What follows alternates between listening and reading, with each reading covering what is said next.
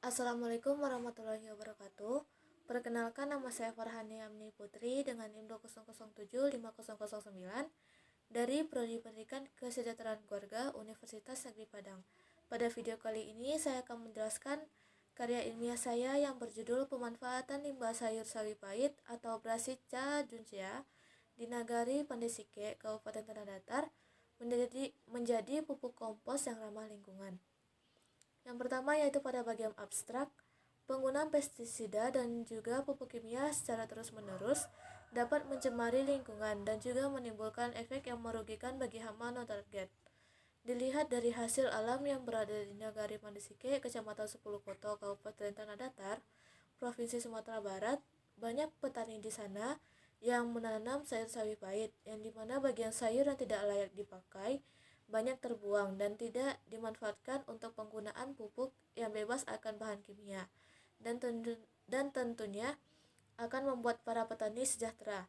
Penelitian ini menggunakan penelitian deskriptif di mana literatur dikumpulkan, kemudian dibuat rangkuman yang selanjutnya dilakukan analisis dan sintesis secara mendalam terhadap paper yang ditinjau. Tujuan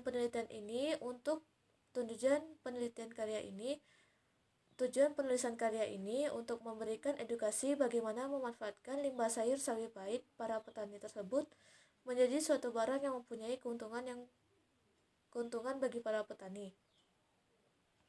Yang pertama yaitu bab 1, pendahuluan. Latar belakang.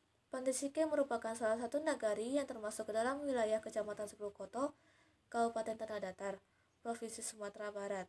Nagari ini terletak di dekat Batu Sangkar, ibu kota dari Kabupaten Tanah Datar.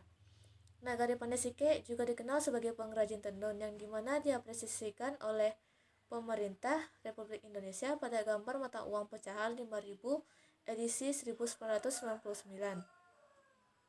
Tidak hanya pengrajin tenun, mata pencaharian utama di daerah ini adalah bertani, di mana pertanian di daerah ini semakin meningkat seiring perkembangan zaman. Masih banyak para petani yang menggantungkan penggunaan bahan kimia dalam pengendalian penyakit tanaman serta pemupukan tanaman. Namun, penggunaan pestisida dan pupuk kimia secara terus-menerus dapat mencemari lingkungan dan juga menimbulkan efek yang merugikan bagi hama non-target. Dampak lain dari penggunaan bahan kimia pertanian adalah mengurangi populasi mikroorganisme yang berperan dalam daur biogeokimia tanah, serta mengurangi ketersediaan unsur hara dalam jangka waktu yang lebih lama. Sejalan dengan hal itu, perlu perkembangan biokontrol dan juga pupuk berbasis mikroorganisme yang dapat menggantikan bahan kimia pertanian. Dilihat dari hasil alam yang berada di lapangan, banyak petani di sana yang menanam sayur sawi pahit, di mana bagian sayur yang tidak layak dipakai, dibuang dan tidak dimanfaatkan untuk penggunaan pupuk yang bebas akan bahan kimia.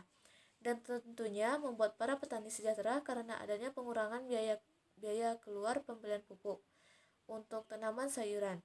Oleh karena itu, pada artikel ini akan dibahas bagaimana pemanfaatan limbah dari sayur sawi pahit menjadi suatu barang yang dapat mengurangi pengeluaran biaya pembelian pupuk untuk tanaman sayur para petani di daerah Pandesike.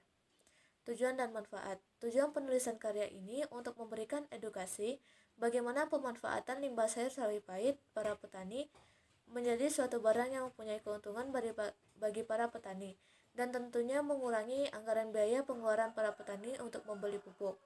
Manfaat yang didapatkan yaitu mesejahterakan ekonomi para petani di Nagari Pandesike. Yang kedua yaitu bab kajian. Pengertian pupuk. Pupuk merupakan suatu bahan yang memiliki sifat organik atau sifat anorganik, yang mana bila ditaburkan ke tanah ataupun di ujung tanaman, pupuk dapat menambah unsur hara serta mampu memperbaiki sifat kimia, fisik, dan biologi tanah atau kesuburan tanah tersebut. Pupuk merupakan suatu bahan yang mengandung satu atau lebih unsur hara bagi tanaman. Bahan tersebut berupa mineral atau organik yang dihasilkan oleh kegiatan alam atau yang diolah oleh manusia di pabrik. Unsur yang diperlukan oleh tanaman ada 13 unsur, yang mana unsur hara tersebut sangat terbatas jumlahnya dan cenderung asupannya kurang di dalam tanah. Hal ini dapat diakibatkan karena sudah habis tersedot oleh tanaman yang berlakukannya proses cocok tanam tanpa diimbangi oleh dengan pemupukan. Besarnya kandungan unsur hara tertentu di dalam pupuk dinyatakan dalam persen. Semakin tinggi persentase, semakin tinggi kandungan zat haranya. Pupuk kompos merupakan salah satu jenis pupuk organik yang sudah ada sejak lama. Pengertian kompos adalah bahan-bahan organik yang sudah mengalami pelapukan karena terjadi interaksi antara mikroorganisme atau bakteri pembusuk yang bekerja di dalam bahan organik tersebut. Bahan-bahan yang bisa dijadikan pupuk kompos diantaranya yaitu sampah sisa makanan, mulai dari sayur-sayuran hingga daging busuk, kertas bekas, maupun tisu yang sudah tidak terpakai lagi. Selanjutnya yaitu proses pembuatan pupuk kompos. Alat untuk pembuatan pupuk kompos. Yang pertama, wadah berukuran besar dengan penutup atau tong atau bisa menggunakan ember. Yang kedua yaitu sarung tangan. Selanjutnya bahan pembuat pupuk kompos. Sisa sayuran sawi pahit dan sayuran lainnya.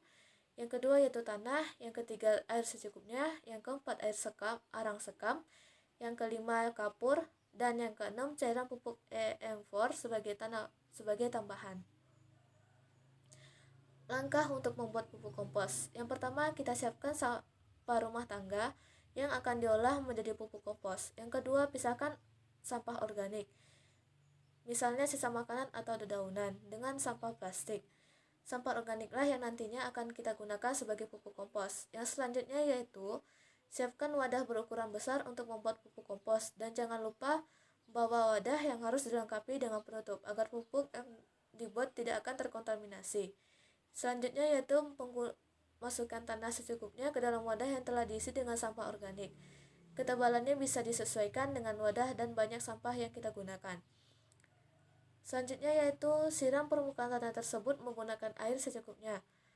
Lalu masukkan sampah organik yang telah dicampur arang sekam atau opsional dan kapur pertanian ke dalam wadah tersebut. Selanjutnya yaitu pastikan sampah disimpan secara merata, sebisa mungkin ketebalan sampah setara dengan ketebalan tanah. Lalu siram dengan air yang telah bercampur EM4 dan masukkan lagi tanah ke dalam wadah. Kali ini tanah berperan sebagai penutup sampah. Tutup wadah dengan rapat dan biarkan sekitar 3 minggu. Pastikan wadah membuat pupuk kompos tidak terkontaminasi oleh air hujan dan hewan. Pastikan juga wadah tidak terkena paparan sinar matahari. Yang ketiga yaitu metode penelitian. Penelitian ini menggunakan penelitian deskriptif yang dimana dilakukan menggunakan metode review literatur atau penelusuran pustaka berupa buku textbook, paper dari jurnal ilmiah, dan proceeding tesis, dan disertai majalah ilmiah dan laporan penelitian, di mana literatur dikumpulkan kemudian dibuat rangkuman. Selanjutnya dilakukan analisis dan sintesis secara mendalam terhadap paper yang ditinjau. Baiklah, itulah hasil dari presentasi karya ilmiah saya. Kurang lebihnya mohon maaf. Wassalamualaikum warahmatullahi wabarakatuh.